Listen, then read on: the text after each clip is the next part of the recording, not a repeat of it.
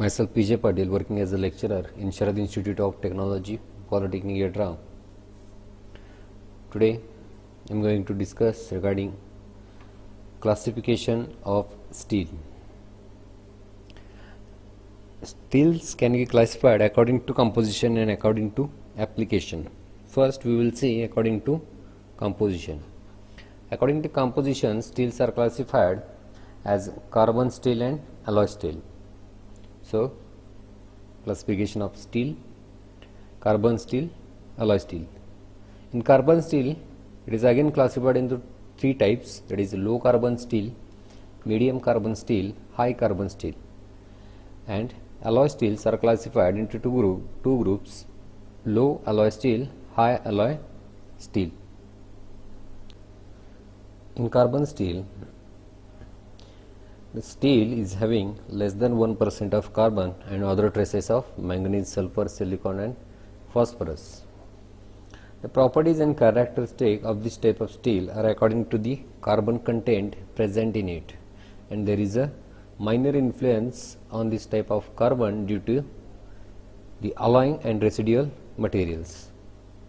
So, again carbon steel is divided into three groups, that are low carbon steel, medium carbon steel, high carbon steel.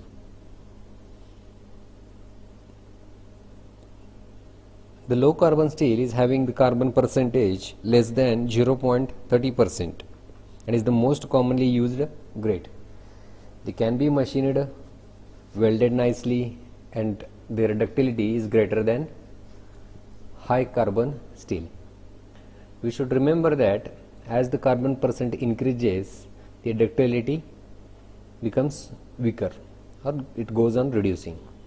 So, low carbon steel is having higher ductility as compared to high carbon steel, whereas high carbon steel is having more hardness than low carbon steel.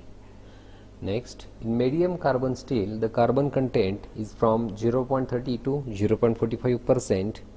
Due to increased carbon content, there is an increase in hardness and tensile strength and decrease in ductility, and its machining and welding is difficult than low carbon steel due to increased content of carbon.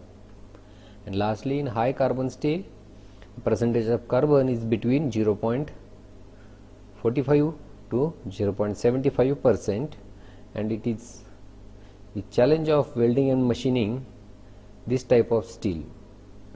Heating is necessary to produce acceptable welds and is also used to control the mechanical properties of steel after welding. So, these are generally used for cutting tools, okay, and these are used for the applications in day-to-day life. So, low carbon steel, it is also called as a mild steel. It is having high strength, low alloy steel. So, we can call it as a HSLA, and tensile strength is at the range of 555 Newton per mm. This contains carbon percentage less than 0.30%. So, these steels can be used in flat rolled products, sheets and strips, as these are having greater ductility. So, the manufacturing sheets and strip is easy for low carbon steel. The carbon content for high formability steel is used very less than 0.10% carbon with up to 0.4% manganese. Next, it is used in automobile body panels, stamping, forging, seamless tubes, etc. They cannot be hardened by heat treatment to form martensite. So, this is usually achieved by cold work. As this material is having low hardness, these can be easily deformed, okay, but here heat treatment is difficult. Next, carbon steels are usually relatively soft and have low strength. They do, however, have high ductility, making them excellent for machining, welding and low cost. So generally for fabrication work you can prefer low carbon steel,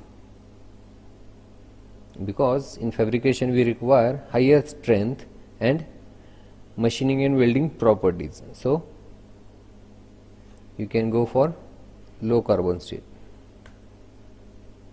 So these are the examples of low carbon steel: reinforcement steel, automobile panels, tubes, wires are the examples of low carbon steel. Medium carbon steel is having carbon percentage from 0.30 to 0.60% and manganese content from 0.60 to 1.65 weight percentage. So medium carbon steels can be heat treated. Okay, these can be hardened by heat treatment to increase the strength. So they are having more strength as compared to low carbon steel. However, this comes at the expense of ductility and toughness. Increasing carbon percentage and manganese percentage, it allows medium carbon steel to be used quenched and tempered conditions. Medium carbon steels have low hardenability. Addition of chromium, nickel, molybdenum improves the heat treating capacity. Typical applications are railway wheels and tracks, gears, crankshafts. So for the applications where toughness is more important, for that medium carbon steel can be used. Like for forging application, these applications of medium carbon steel are mostly manufactured from forging operations like crankshaft, tracks. Okay, so mostly for forging and rolling operation, you can say rolling operation, because in both case it creates same structure. So medium carbon steel is having less ductility than low carbon steel and higher toughness and hardness as compared to low carbon steel. So these are some examples of medium carbon steel: crankshaft, gears, rear axle kit. These are the axle rods.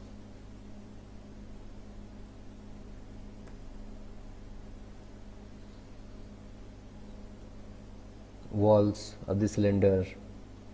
Then steering parts are also manufactured from medium carbon steel. These are railway tracks and wheels are also manufactured from medium carbon steel. Lastly, high carbon steel. The high carbon steel is having carbon percentage from 0.60 to 1.25% and manganese content from 0.30 to 0.90%. Okay, so high carbon steel is having highest hardness compared to other two types and toughness, and having low ductility compared to other two cases, that is it is having low ductility as compared to low carbon steel and medium carbon steel. High carbon steel are very wear resistant as a result of the fact they are almost always hardened and tempered. So by observing the properties that these are wear resistance, they are having higher hardness, toughness and low ductility, these can be used for tools, that is cutting tools and dies. So tool steel and die steel are type of high carbon steel which contain additional alloying elements including chromium, vanadium, molybdenum and tungsten. The inclusive of these alloying elements will affect the property. As per the application, we can prepare the high carbon steel by adding these alloying elements. So examples of high carbon steel mostly are spring and cutting tools, also cylinder linings. Okay. Alloy steel. Initially we have observed the carbon steel, plain carbon steel. Now we will observe alloy steel. Alloy steel is a typical type of steel in which one or more elements other than carbon have been intentionally added to produce a desired physical property or characteristic. Here alloying elements are added to the steel, so that is why it has been called as a alloy steel. So intentionally they have added the alloying elements. Common elements that are added to make alloy steel are molybdenum, manganese, nickel, silicon, boron, chromium, vanadium. So there are two types of the steel: low alloy steel, high alloy steel. In low alloy steel, the carbon content is below 0.25% and often it is 0.15% for specially welding applications. The common alloying element materials are manganese, nickel, chromium, molybdenum, silicon, vanadium, boron, and the less common alloying elements are aluminum, cobalt, copper, titanium, tungsten, tin, and zirconium. Mostly low alloy steel is used to achieve better hardenability and is increased corrosive resistance in certain environment. Low alloy steel is difficult to weld. By lowering the carbon content to 0.10%, along with other alloying materials, increases strength of material. So low alloy steel is having more percentage of these elements, that is manganese, nickel, chromium, molybdenum, silicon, vanadium and boron, and less percentage of aluminum, cobalt, copper, titanium, tungsten, tin and zirconium. High alloy steel. In these steels there are alloying elements more than 8% by weight of the other total other than carbon and iron is classified as high alloy steel. High alloy steel consists of at least two chemical elements, and the properties of this type of steel depend on percentage of chemical element present in it. That means whenever you add some type of alloying element, when you intentionally add it, it creates or it changes the property of that steel which is required for that particular application.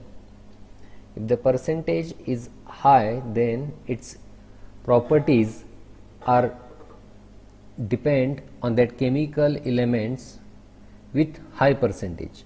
High alloy steel is highly corrosive resistance and high reliability and is used extensively in petrochemical, pharmaceutical, nuclear power plants, heat exchangers, centrifugal separators, dryers, pipelines, couplings, valves, bolts, salt manufacturing, exhaust gas, desulfurizers and semiconductor cleaning equipments. So if you observe these examples, high alloy steel is used where there is a lot of pressure or a lot of resistance is required for manufacturing. So according to application, steels can be classified into three groups, that are stainless steel, tool and die steel and spring steel.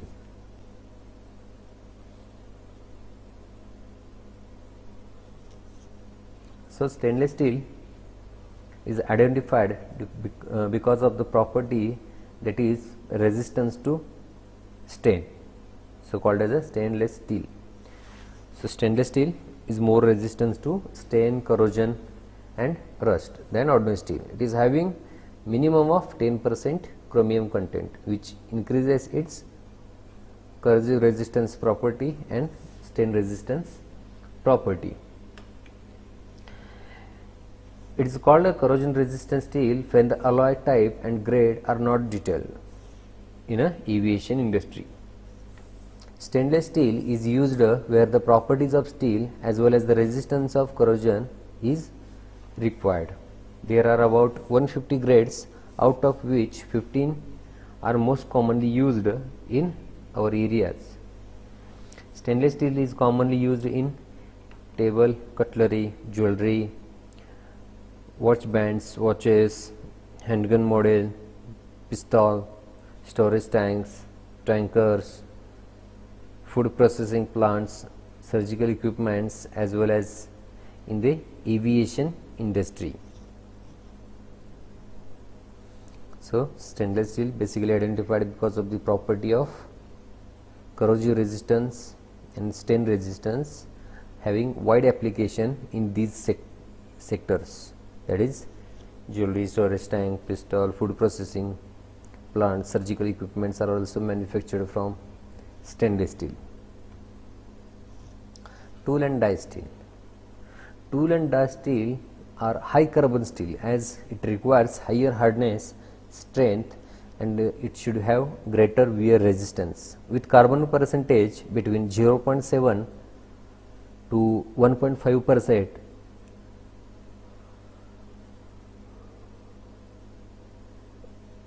Tool steels are manufactured under carefully controlled conditions to produce the required quality of steel. Tool steels are heat treatable. So, by heat treatment we can increase the toughness of this material. In order to increase the hardness and wear resistance of tool steel, alloying elements forming hard and stable carbides, which are chromium, tungsten, vanadium, manganese and molybdenum, are added to the composition. Tool and die steels are used to shape other metals by cutting, forming, machining and die casting. So, these are basically tools and dies. Tool and die steel is used to make chisel, forging dies, hammers, drills, cutters, shear blades,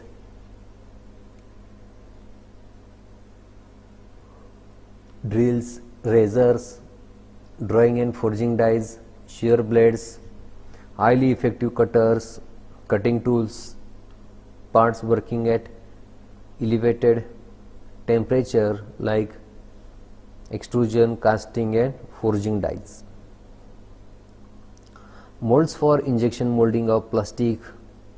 So, these are all type of tools and dies that are used in the industry for deforming the raw material. That means all cutting and non-cutting operation requires this kind of steel. Tool and die steel can be classified on their mechanical properties, composition and method of heat treatment. Tool steels are made to a number of grades for different applications. Choice of grade depends on whether a knee cutting edge is necessary or not, as in stamping dies, or whether the tool has to withstand impact, loading and services conditions encountered with such hand tools as axle, pickaxe and quarrying implements or not. Okay. So, as per the application, that means whether you are going for a forging die or whether you are going for cutting the material by using axe or a pickaxe, you have to go for selection of different tool steels with different grades. So, lastly, type of alloy steel is a spring steel. Basically, the name indicates that this type of steel is used for manufacturing of steel. also can be used for making knives. Then tubular spring steel is used in landing gears of some small aircrafts due to its ability to absorb the impact of landing.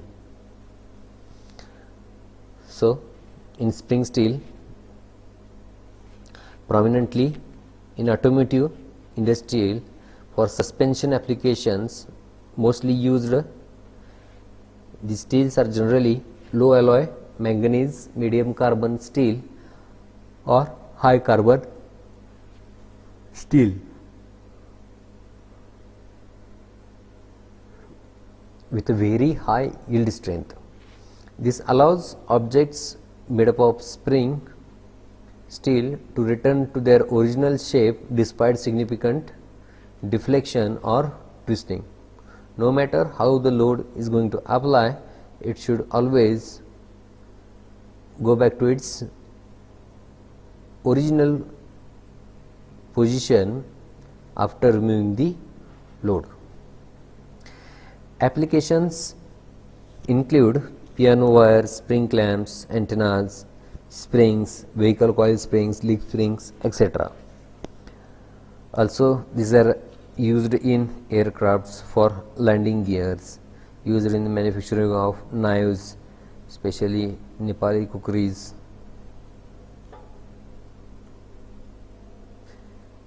So, next is effect of alloying elements on steel. There are various kinds of alloying elements are used for changing the property of steel. A small percentage of alloying element can significantly change the property of steel, so that we can use the steel for different application with different properties. So, among which first is aluminum. When added to the molten steel, mixes very quickly with any undissolved oxygen and is therefore considered one of the most common de-oxidizer in making steel. So, aluminum also used to produce a fine grain structure and to control the grain growth. So, the role of aluminum is deoxidizing while manufacturing the steel.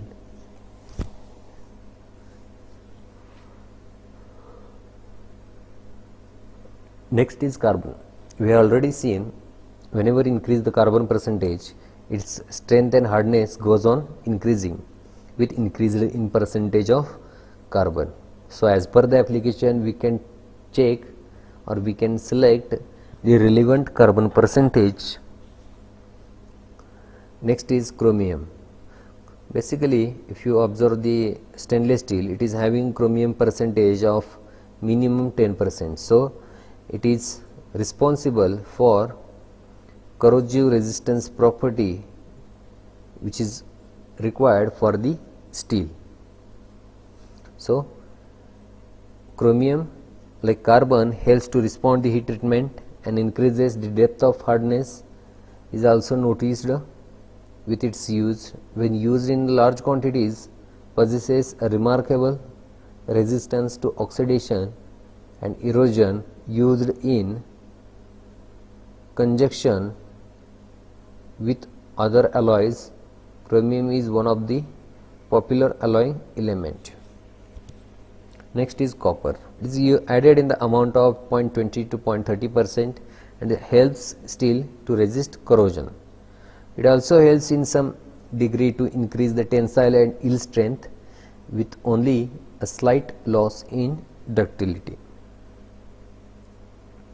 Next is iron.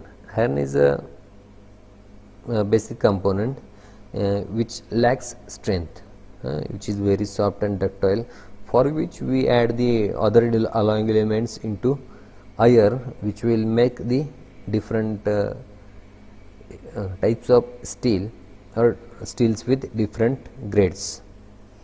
Next is lead. It is used to improve the machinability of the material. Means if you are using the medium carbon steel, machining is quite difficult than low carbon steel.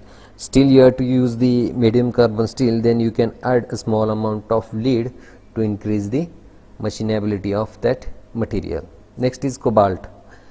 Cobalt is used to increase the red hardness of the steel. Red hardness in the sense, whenever you are going for heating the material above recrystallization temperature, then it requires red hardness, that is hardness which should maintain or retain its hardenability after increasing the temperature. It adds much life to the tool by its ability to maintain hardness and cutting ability when it's heated to a dull red during a machining operation. So next is manganese. Manganese is next to carbon in its importance in steel making. This is due to primarily because of its ability to resist hot shortness or tendency to tear while being forged or rolled. Manganese is used in just about very little made and increase responsiveness to heat treatment and act as a deoxidizer. So if you observe, there is a resistance to hot shortness, okay, or a tendency to tear. This property is required while forging and rolling the product. So for forging and rolling application you can add manganese. Next is molybdenum. It resists hot strength, has good creep resistance and helps steel resist softening at elevated temperature. It is used to a large extent in tool and die intended for the hot working of metal. So basically used for applications where hot working is required. Next is phosphorus. So phosphorus has a property which will increase the machinability of material, okay, and it also increases the resistance to corrosion and it also increases its yield strength. So phosphorus can be added in a small percentile in all types of steel. Next is silicon. Silicon is most common deoxidizing agent. It amounts up to 1%. It has a remarked strengthening and toughening effect. In higher amount it produces electrical resistance and give high magnetic permeability. So material will lose its magnetic and electrical property if you add silicon. But again one more factor that adding is a deoxidizing agent to the manufacturing of iron. Next is sulfur. It is usually found in all steels and like phosphorus is considered machinability. The amount for this purpose is usually from 0.06 to 0.30%. Sulfur is considered the basic element for free machining steel. So sulfur is basic element for free machining steel. It is however detrimental to a hot forming properties. Next is tungsten. Promotes red hardness as we have seen earlier, hot strength, in addition to producing dense grain and a keen cutting edge. These properties makes tungsten steel very useful for hot working applications such as cutting tools when the steel is hot enough to be low red in color. And lastly, it is vanadium. It helps steel resist softening at elevated temperatures and seems to be resist shock better than steel without it. Next is designation system of steel. So different grades of steel are available in market, which can be distinguished by means of this designation system, which is prepared by Bureau of Indian Standard, that is BIS. Okay, so let us see the designation system of steel. So the first basic designation of a plain steel is iron and its tensile strength. Okay, so if the symbol Fe is there following with the some numeric value, then it means steel which is having tensile strength of 250 Newton per mm square. Sometimes the Fe comes with one more letter in capital, that is capital E. If you observe this example, Fe capital E 250, that means E represents yield strength, that is steel having yield strength 250 Newton per mm square. Designation of plain carbon steel. Here, if first two numeric values or numeric digits represent 100 times the average percentage of carbon, okay, means 55 divided by 100, that is 0.55% of carbon, and next is capital C, letter C, which is represent to percentage of carbon, and next is a numeric value which indicates 10 times the average percentage of manganese. That means here in this example 55 capital C4 represents 55 divided by 100, that is 0.55% carbon and 0.4% manganese.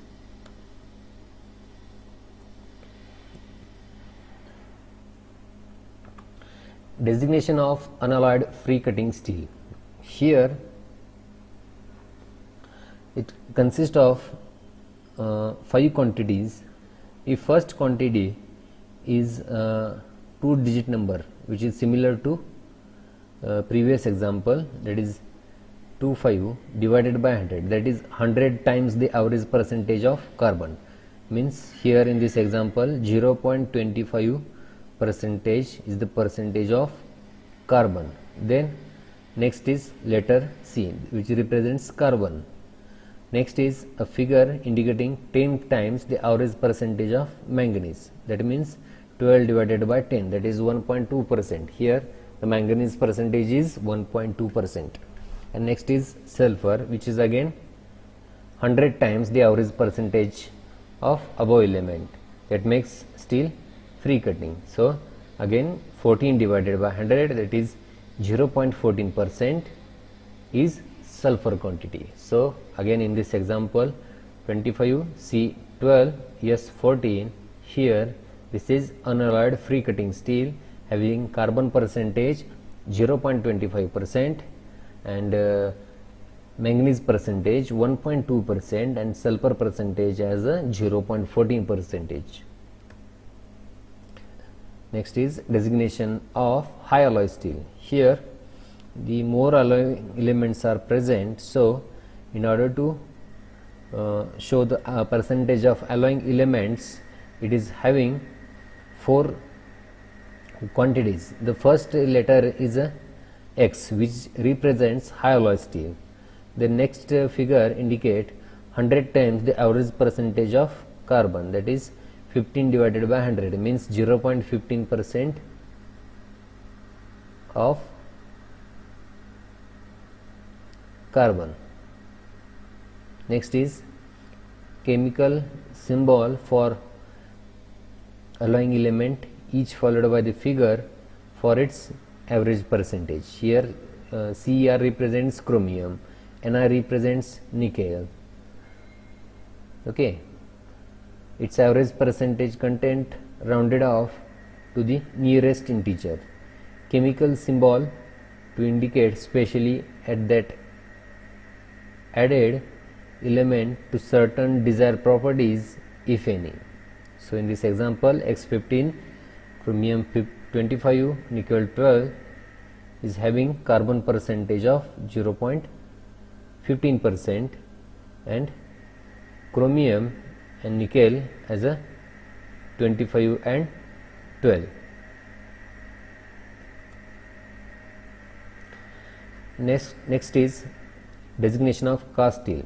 Here there are two quantities. The first quantity is a 2 letters, that is capital CES, okay, that represents cast steel and having 640 value, means is having ultimate tensile strength of 640 Newton per mm square. So designation of alloy steel. Here there are 1, 2, 3, 4, 5 quantities. So first quantity represent 100 times of carbon percentage, then chromium 4, okay, molybdenum 2. That means here chemical symbol for alloying element always followed by the figure for its average percentage content multiplied by the factor. The multiplying factor depends upon the alloying element and it's shown in the following figure, okay, in this table. In alloying steel, if manganese percentage is more than 1, then chemical symbol for their figure are arranged in descending order of their percentage content. So the content means that of alloying elements, then if we have to arrange these, then first we should consider the alloying element with higher percentage and then we should consider the alloying element with low percentage. So here chromium value is having 4 and molybdenum value is having 2. So the next value digit represents with a multiplying factor. So here it will be 1% of chromium, as 4 must be divided by multiplying factor, okay, 4 divided by 4, that becomes 1%, okay, and molybdenum 0.2%.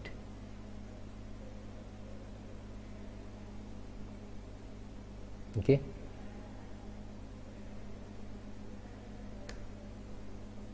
thank you.